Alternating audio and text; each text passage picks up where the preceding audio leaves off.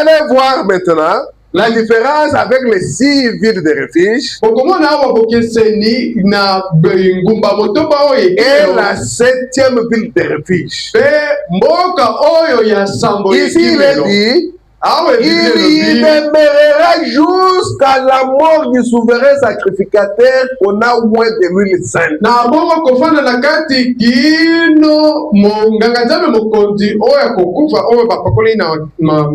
C'est-à-dire que dans les villes de refuge, il y avait, à l'époque, il y avait les souverains sacrificateurs. Les souverains sacrificateurs pouvaient mourir. Mais dans la 7e ville de refuge que Dieu avait caché, les souverains sacrificateurs ne meurent pas. Et quand il est arrivé, il a changé de sacerdoce. Il a enlevé les sacerdoces d'Aaron parce que c'était un sacerdoce inefficace. Nous avons vu qu'il a changé le sacerdoce.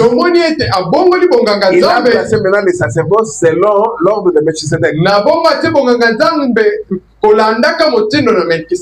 Cela veut dire qu'il n'était pas issu de la lignée d'Aaron. Il n'était pas un lévite, mais il était de la tribu de Juda. Selon la loi lévitique, les sacrificateurs ne peuvent provenir que de la tribu de Lévi. Et ils devaient être de la lignée d'Aaron. Mais ici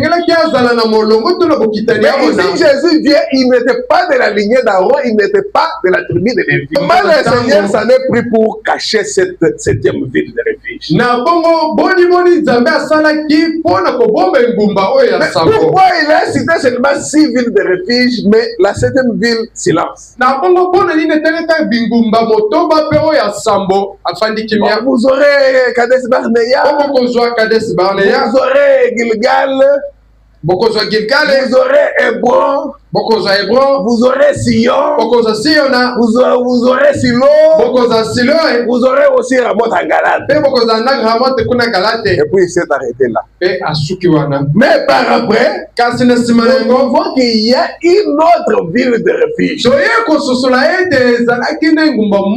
Parce que la Bible nous dit que le nom de l'Éternel est-il pour forte. Et l'Égypte s'y réfugie. Et ils sont en sécurité. Quand on avait cité les villes de refuge, on n'avait pas cité le nom de l'Éternel. Écoutez, et tout cela s'est passé dans la petite Bethléem.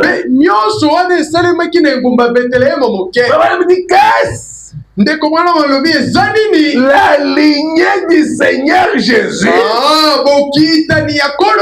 ses origines qui échappaient aux grands hommes spirituels.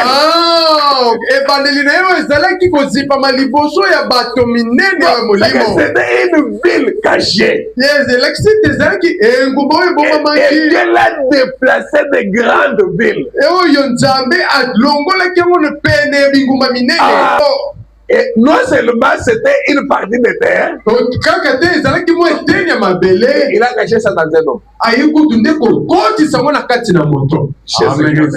Jésus-Christ. Eh bien, nous voyons ici que cette petite Bethléem, bien que passant inaperçu, une petite ville, pas vraiment remarquable pour le monde extérieur. Juste la plus petite ville. Personne n'y prêtait attention.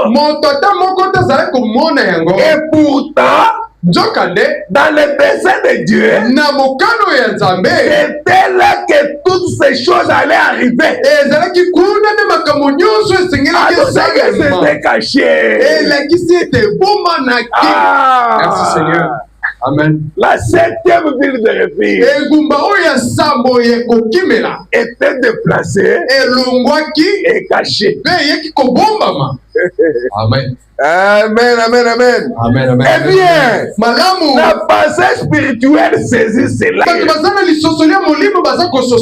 car le prophète a dit, le prophète a dit, c'était le prophète Michel. Toi, Bethléem de Judée, n'es-tu pas la moindre entre les principales villes? Mais de toi sortira un chef qui pètera Israël, mon peuple.